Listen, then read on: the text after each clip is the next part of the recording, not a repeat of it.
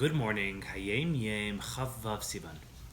So in Parshas Korach, the Torah tells us how there was a group of Jews, a faction of Jews led by Korach, who led a rebellion and a coup against the Nasi Hadar, against Moshe Rabbeinu. And Moshe said that Hashem is going to punish you by opening up a pit in the ground, a hole in the ground, and you are all going to descend into the pit alive. And in the words of Moshe, he said, V'yardu Hayom Yom.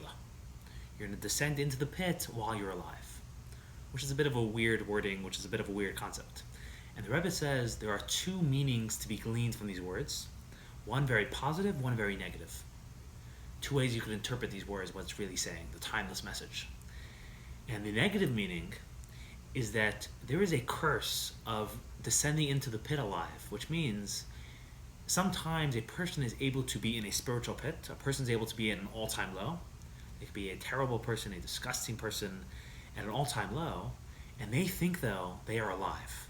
They think they're a good person, they think they're a healthy person. They're so self-delusional, they're so out of touch, that they think they're a great person, they think they're alive when they're in a pit, when they're in a place of death. When they're at an all-time low, they're a disgusting, terrible, selfish person, they are convinced that they're a great person. That's how self-deluded they are, that's how self-delusional they are. And that is the sad, very sad situation of being in a pit while thinking that you're alive. Then, though, there is a second meaning, a more positive meaning, which is based on another pasuk later on in Parshas Pinchas, which says that the sons of Korach never died. Which means Korach and all his followers died, but his sons, even though they were part of the rebellion, they didn't die. And the Gemara explains that Korach and all his followers fell into the pit and instantly died, and then they went up to Gehenna and are burning in Gehenna.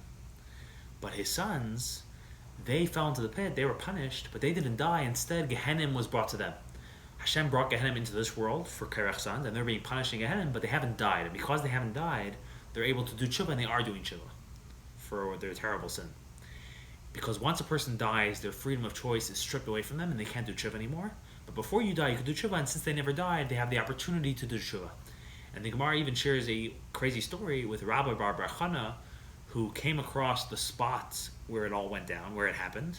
And it says he saw in the ground a crack, which is the spot of the pit. And he saw intense heat coming out of the pit, out of the crack. And he heard out of the crack, he heard voices screaming out. It was the sons of Korach screaming, Moshe v'teirase emes. Moshe is true, and his teaching, his Torahs are true. Everything he said is true, and they, the people who opposed him, are liars, they're charlatans. And this is how they do tshuva. They sit there screaming all day that Moshe is true, and his opponents are charlatans, are liars.